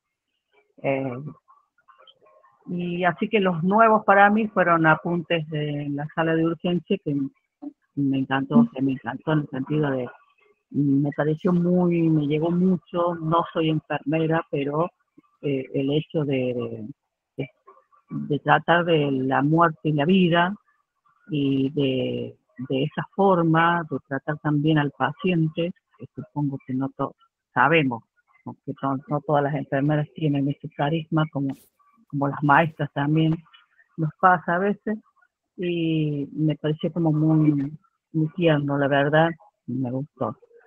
Y el de las 1000 docenas me pareció gracioso, aunque muchos dicen que el último es el más gracioso, no, el de las 1000 docenas, digo, cuando leí el título, ¿qué será lo de las 1000 docenas? Más que lo asociaba con el trabajo, digo, ¿1000 docenas de qué?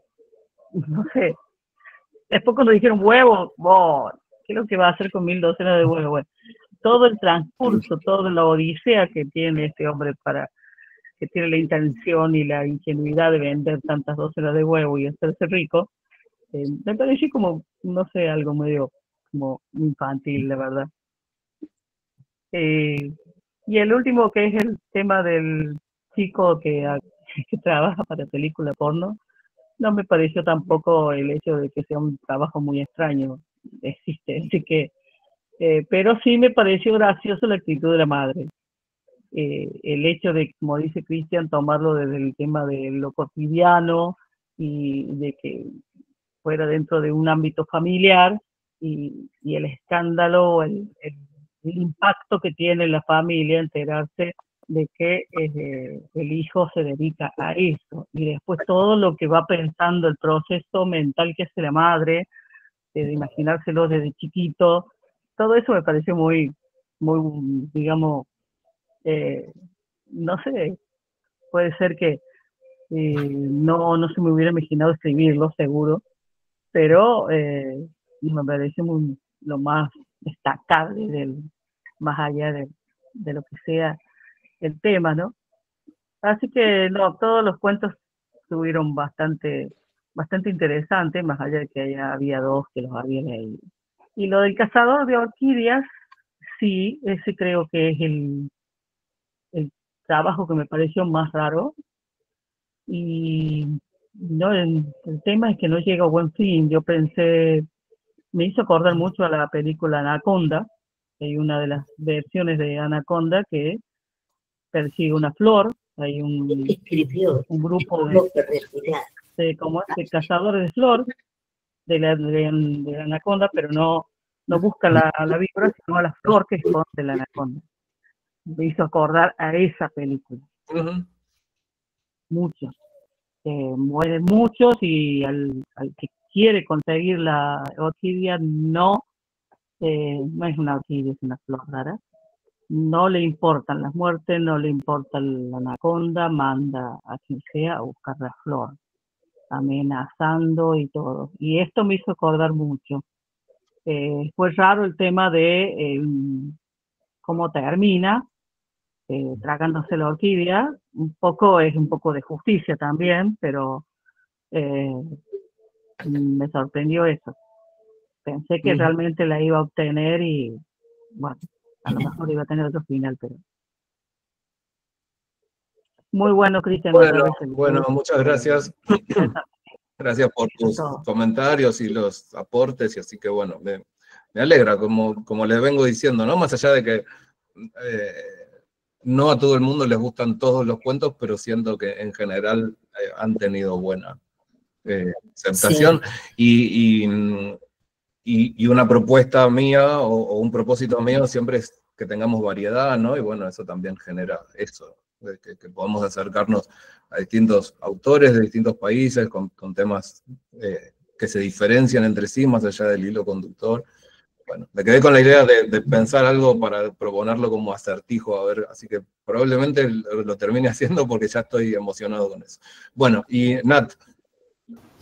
Bueno, no, brevemente, sí, el tema de la sala de urgencias, me parece que yo, bueno, tuve mis padres, los 2 fallecieron, pero estuvieron 20.000 veces internados, pasé por muchos lugares, y es como un lugar donde se ven, ¿no?, las distintas clases sociales mezcladas, distintas maneras de vivir, como que uno de repente se hermana con la gente que está en la misma sala, ¿no? Y por ahí después algunos quedan en contacto, inclusive yo he quedado en contacto con gente que estaba, los padres bueno, como que se ve mucho así como un reflejo de los distintos tipos de... Y bueno, justo cuando leí este cuento, estaba en Alemania, en la casa de un ex alumno que es enfermero, ¿sí? Porque acá vienen muchos de Alemania a buscar enfermeros, porque tenemos enfermeros y médicos muy buenos, que no nos damos cuenta de lo buenos que son. Y él me contaba cómo es la sala de emergencia allá, que es muy distinto acá, como que hay protocolos, está todo es muy eficiente, y uno dice, bueno, Alemania, no, y dice, no hay protocolo, entonces los médicos gritan, y yo me pongo nervioso, me contaba, ¿no? Como que pasan muchas cosas, ¿no? En la sala de emergencia, y me contaba, bueno, también la característica de por ahí de los enfermos alemanes, cómo se toman la enfermedad, ¿no? Y como todo muy distinto, ¿no? Y me parece que está bueno eso, como que es un ámbito que da para descubrir muchas cosas culturales y después, bueno, con respecto al porno, a mí es un tema que yo no puedo entender, a mí no me gusta, no puedo mirar porno, nunca pude, no puedo entender que a la gente le guste, me da como vergüenza ajena, y me parece que es un tema, bueno, me hizo acordar la película Zack and Miri Make a Porn, que son como amigos que dicen, bueno, vamos a hacer una porno porque necesitan plata y también, y no saben cómo hacerlo, y es como un mundo como que me parece muy raro, así que me resultó muy, muy divertido, ¿no? Ver esto, cómo reaccionaría la familia y eso, me encantó. Y bueno, y por último, no me acuerdo en cuál análisis, Chris, hablaste de los bestsellers. Y bueno, a mí me pasaba que yo era muy prejuiciosa con los bestsellers, por ejemplo, no leí Harry Potter y muchos así booms literarios, como que soy prejuiciosa, no los quiero leer, pero bueno, una vez, qué sé yo, una alumna me dijo, tenés que leer esta saga Millennium, que está en las películas y todo, que son cosas, y me encantó, me reenganché, o sea, por ahí uno tiene como ese prejuicio, y bueno, mismo en el traductorado tenía una profe que siempre venía con los libritos de Jean Grisham, qué sé yo, lo que uno dice, esto es literatura que no es highbrow, lo que se dice en inglés, que es súper, que se está bien visto, digamos, que está mal visto, y ella decía, no, yo leo esto porque tiene lo último que está en la lengua, si uno quiere estar como al día con el lenguaje, tiene que leer esto porque refleja el habla cotidiana. Bueno, como que eso, ¿no? Como que a veces somos prejuiciosos y los bestsellers tienen sus cosas buenas. Nada. Bueno, dale, genial. Antes de que se me vayan, que se me están escapando todos como por un desagüe, ya lo último. Muchas gracias a todas, a todos por estar ahí, por hacer que estos encuentros salgan tan buenos. La verdad que es súper interesante. Me da pena que el tiempo se nos escurre y no nos alcanza. Una idea con respecto a esto es hacer a partir del próximo mes dos encuentros para que, digamos, para que cada quien elija, porque además hay mucha gente que no participa porque no puede los sábados a la mañana, entonces proponer... Ay, me encanta, yo te iba a decir si no se podían hacer dos encuentros. Hacer dos, y eso seguramente lo incorporemos a partir del mes que viene. Un último comentario sobre lo último que decías, Nat. Me parece genial el aporte de la sala de urgencias en Alemania, porque hablábamos de cultura exótica, África, y la gente se mata como el puro prejuicio, ¿no? Y precisamente el prejuicio nos lleva a pensar en Alemania debe ser todo ordenado y todo funcionar de 10, y no, y está buenísimo salir de esos lugares, ¿no? Y poder pensar como un espacio como la sala de urgencia, que hay en todas partes, porque en todos los países del mundo hay hospitales, y en todos los hospitales hay salas de urgencia, nos permitirían tener un panorama que seguro nos sorprenderían. Bueno, ya nos sorprendimos con esto que decís de Alemania. Así que eso es súper interesante, es buenísimo. Lo de los bestsellers lo comenté en relación con lo masivo del consumo de pornografía y lo minoritario del consumo de literatura, y más aún de literatura, entre comillas, alta literatura o literatura de calidad, que no es la de los bestsellers. Y recomendaba ese artículo de César Aira, que a mí me parece fabuloso y al que siempre estoy volviendo y siempre estoy recomendando porque habla de todos estos temas, que si no lo leyeron, les recomiendo una vez más que lo puedan leer. Y yo recomiendo Contra la arrogancia de los que leen, que también trata esos temas. Acá el libro de Chris, que es muy bueno también. Bueno, gracias. Esto no estaba arreglado, lo acabo de hacer ella de motu propio.